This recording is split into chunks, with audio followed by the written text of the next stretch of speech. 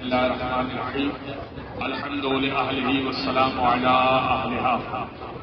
یہ مقام امام جعفر صادق بھی کہا جاتا ہے اور باغ امام جعفر صادق بھی کہا جاتا ہے۔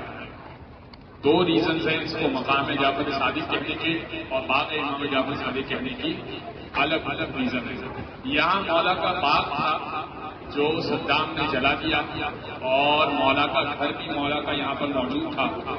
آپ سے روایت سنتے ہیں کہ مولا نے پہلے غسل کیا اور زیارت بارسا کی جو روایت سنتے ہیں 3 سال مولا نے اس جگہ پر قیام کیا، مولا اس جگہ پہ رہے اور صفوان بن جمال نام کے صحابی مولا کے پاس آئے۔ آنے کے بعد انہوں نے ایک دن دیکھا مولا کو کہ وہ تیار ہو رہے ہیں، تو مولا سے پوچھا کہ جعفر صادق سے امام سے پوچھا کہ مولا آپ کہاں جا رہے ہیں؟ کہا کہ قبر سید الشہداء کے لیے جا رہا ہوں۔ کہا مولا اجازت ہو تو میں بھی ساتھ چلوں؟ کہا کہ بالکل ساتھ چلو۔ صفوان چلے اور اب امام پہلے نہر فرات کی طرف گئے اور نہر فرات سے امام نے غسل کیا۔ غسل کرنے کے بعد نیا لباس پہنا اور اس کے بعد قبر سید الشہداء پر اس جانب سے گئے جس جانب سے ابھی ہم جائیں گے، طریقے سدرا یا شار سدرا سے گئے اور قبر سید الشہداء پر پہنچنے کے بعد زیارت وارثہ پڑھی۔ صفوان کہتے ہیں کہ میں نے اس طرح کی زیارت کبھی نہ سنی تھی، تو میں نے مولا سے سوال کیا کہ مولا کیا میں اسے لکھ لوں اور حافظے میں محفوظ کر لوں؟ امام نے فرمایا بالکل، تم اسے یاد بھی کر لو اور میرے چاہنے والوں تک پہنچاؤ کہ وہ جب بھی سید الشہداء کی قبر پر آئیں تو اپنے پاس سے سلام نہ پڑھیں۔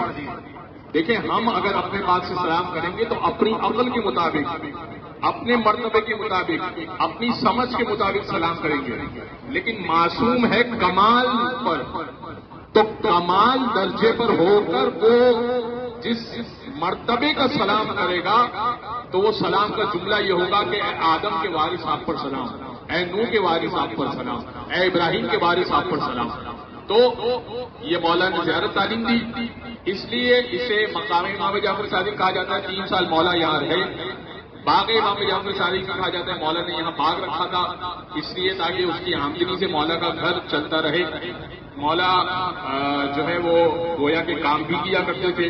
صدام نے اس بات کو چلا دیا تاکہ زیارت گاہ نہ رہے، لوگ یہاں پہ نہ آئیں اور مولا کی کوئی یادداشت باقی نہ رہے، لیکن آج بھی یہ مقام باقی ہے اور لوگ آ رہے ہیں اور مولا کی یاد میں 2 رکعت نماز بھی اندر جا کے آپ ہدیہ کیجیے گا۔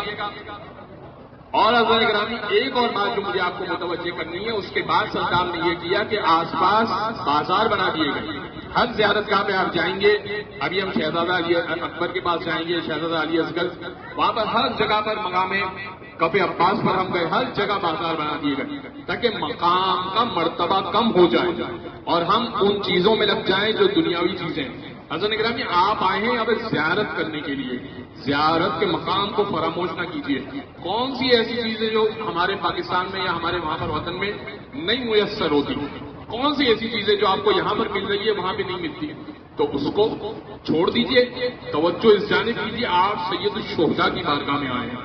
بس نگرامی، اندر جائیں گے ہم، یہاں پر امام کی زیارت پڑھیں گے، اندر جا کر 2 رکعت نماز یا تو آپ سید الشہداء کو ہدیہ کیجیے یا امام جعفر صادق کو ہدیہ کیجیے یا دونوں کو ہدیہ کیجیے تو بہت اچھا ہو جائے گا۔ اور ایک زیارت ہم پڑھیں گے، ایک درود پڑھ دیں محمد و آل محمد پر۔